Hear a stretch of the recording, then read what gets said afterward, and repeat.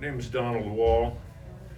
I was in the United States Army, 1964 to 1966, October 6th to October 5th, at Fort Bragg, North Carolina. I was a machinist, and we supported the 82nd Airborne Division.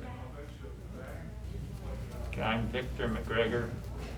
I was in active duty from 1967 to 1969. I was in Vietnam, in the Army, for 1 year, and then the rest of my time was all statewide.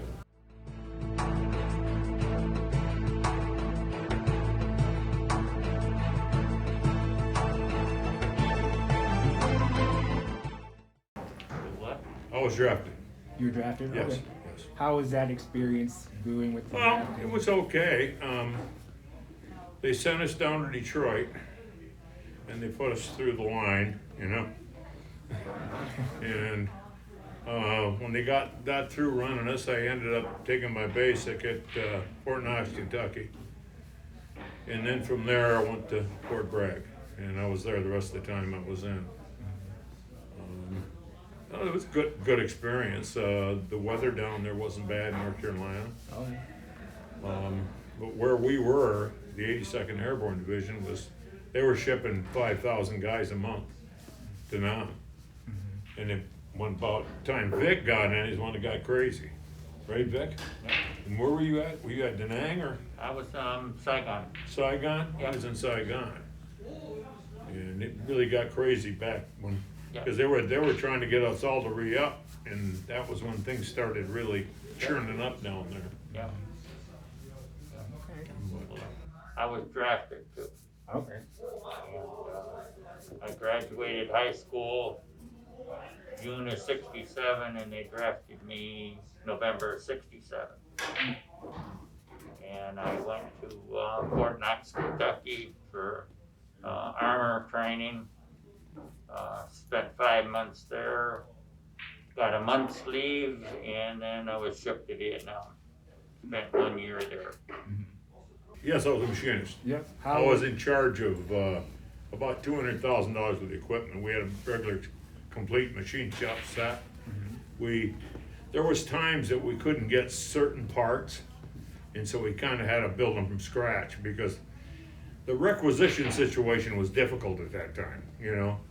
You try to order certain parts when you're fixing like a deuce and a half or a 5-ton or a Jeep, and there's sometimes we could make them on the lathe or do whatever it took to get the parts so they could get it running, because they were looking for good vehicles. They'd bring the ones that needed fixing, and then we'd work on fixing them. I worked in the 3rd Echelon shop. And my secondary job, I drove 5-ton dump. Okay. And what I did was I went out to the drop zones and picked up certain stuff, like if a Jeep strimmered down or something smashed, and then they throw it in the back of the 5-ton dump. And I says to the guy, where to? He said, the dump, where else are you gonna take it? He said, you know, it's like this one, it gets smashed up, you know? And then once in a while, we'd pick up the troops if they have a drop. And these guys, it was amazing to watch them guys. I mean, everybody knew where everybody was. You know, when they come down, they were coming down at night too. And these guys knew where they were at. Very seldom they ever collide with each other when they're coming down. And it was kind of amazing. Yeah, they packed their chutes, and then at that time I'd have the deuce and a half. And we could load a bunch of them in there and take them down back to their place, because they were right next door to us. The 82nd was. And so we were kind of support for them, so to speak. When I was at Fort Knox, I was training for armored personnel carrier. Okay. And when we first got over there, 7 days after we got there, 2 of my friends that I spent 5 months with was killed. Really? Wow. They hit our track with an RPG round and blew the whole top right out of the track, just like a can opener would do. Oh my goodness. And one of them died instantly, the other one died about 7 days later. He had, all his clothes but his belt burned off his body. Wow. And, I sat with him for 24 hours before they could evacuate him. Wow. And, we had about 4 more firefights in the year that I was there. But we changed tracks because the tracks when we got there were gas powered.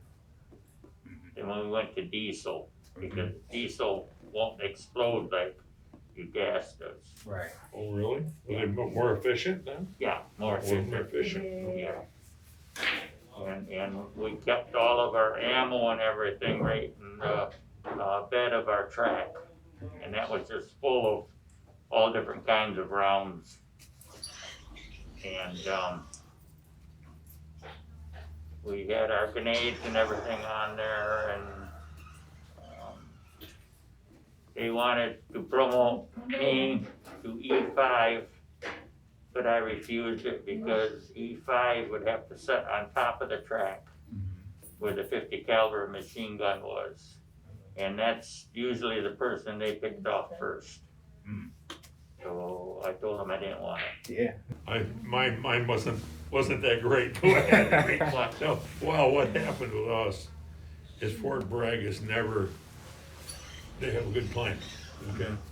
It snowed twice, okay? Well, I drove a 5-ton dump, so guess what? When it snows, they go nuts. So you got sand on the back of the 5-ton dump, and I got 3 guys dumping sand, okay? 2 days later, the snow is gone. And then they said, now we need a detail to sweep off the street, because there was sand all over the street. And it happened twice, but boy, they get an inch of snow down there, they go nuts. It's like nothing you ever seen in your life. But it had good support, the guys were really helpful, you know? And that was probably the most memorable of the things. Otherwise, it was just pretty much, you took your turn driving Jeep on guard. Your guard duty was done with Jeep, because you went around the outside perimeter, you know? And you were on to and you were off to, you know? And we made sure to check and make sure there was no problems or anything, you know? But that was pretty much it. Okay. The worst part about coming back from Nam to me, and that still sticks in my mind, is my own people, United States people. When you come down that ramp from landing in Grand Rapids or Detroit or wherever you land, they're spitting on you. And they're calling the baby killers. Yep. And all this stuff, and it brings tears to my eyes when my own people do that. It's terrible, you had to put up with that, that's awful. Yeah, The only problem I had is I was on my way from, well, we usually flow in from North Carolina, you go to DC and then to Detroit. Well, when I flew from DC to Detroit, I had a woman sitting next to me, and so all she did was glare at me all the while. You know, like I was a piece of trash or something. And I thought, well, I'm not getting it half as bad as guys like Vic that Right, yeah. walked off the boat and got thrown at and yeah. But spit on and all that kind of stuff. I had no choice. Like you were drafted, Yep. and I was drafted. And it was the United States government that told you where you're gonna go. Right. You didn't tell them where you wanted to go. And that's what really hurts my feelings. And I got a neighbor guy that spent 23 years in Canada. And he had 3 tours in Vietnam. And his wife and I grew up together. And she told me here a month or so ago that each time he came back, the same thing happened to him.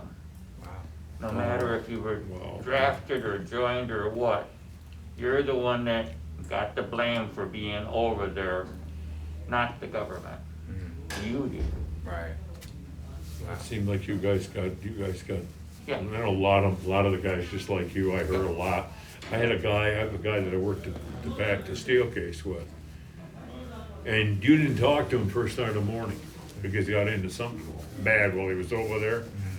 And 9 o'clock he'd finally lighten up, you know, but you left him alone till 9 o'clock. And they had a show on, and this is the truth. They had a show on radio. And of course, Harry always listened to his radio. And I was running my machine, and then I heard it was a call-in show. This guy wanted people to come in with their comments. And this guy was slamming the non-bits and everything else. I mean, he real be a bastard. Well, anyway, I'm running my machine. I see Harry gets up and he goes to the phone. Well, I come back and then I went for my coffee break, and here comes the policeman. He says, "Has anybody been using this phone?" I said, "No." I knew Harry used the phone. That was coming. Harry told him not to let the sun shine on his. Was it turned off? That show, that very day, they took it off the air. They took him off the air. And Harry just pretty much told him, I'll come back and get you. And the guy was making all kinds of bad remarks about the guys, the GIs that were there. You know, like he knew it all, but he had never been there, you know, but he knew it all about what was going on, you know. Yeah. I have a VA doc that I talked with, and she was gonna get me an x-ray, and she says, "You know what? Something about a blood test." I said, "Sure." She says, "Maybe we can work you in." Well, as it turns out, I gets there, and I got done with the x-ray. The gal said, "Come on over here, I'll take her in." You know, they had me through in like, what, 20 minutes? You know, I mean, super nice people. The ones at VA over here are nice. They're really nice people.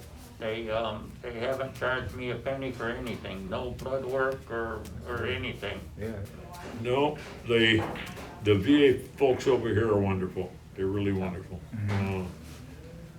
They go out of their way to help you, and that was just one of them cases when she said that you got to get the blood shit. Let's just do it all. They went right from one room right to the other. She said, "Now you're all set. Go home." One gal sitting there thinking, "Boy, that guy went too fast," and all of a sudden I'm out the door. Well, over there, you don't need an appointment to get your blood work done. No, you Just actually walk don't. up and sign in and, Well, don't you have to put your card in and get yourself? Yeah. Okay, sign in, Yeah. put your name in, and then you're ready to go. yeah, Well, they're starting to get more patients now. For a long time there, you couldn't, you know, because for some reason they had to operate at a shorter staff like everybody else with the COVID thing and everything, you know. well, when I first started to go to this VA over here in Wyoming, I walked in there and I thought, what are all these young people doing here? And then I got to thinking, well, you got Desert Storm and Iraq and There's all a lot of them. There's a So lot all of it. those young people are coming in to get their share of it. Right. Well, you talk to some of them younger fellows now, they had to put up with some kind of a dust from the burning of the oil or something. And they said that dust was just contagious as the dickens. It was toxic, actually toxic. In fact, they had to wear masks and that kind of thing while they were over there, because you had to be so careful. Yeah, well, that's probably what the young people think of us. What are them old doing here, you know? How come you ain't dead? Well, I'm trying to stay alive, you know? I'm still standing yet. But, you know, but I'm glad I got the VA. Yeah, I am too. They're wonderful. They're real wonderful.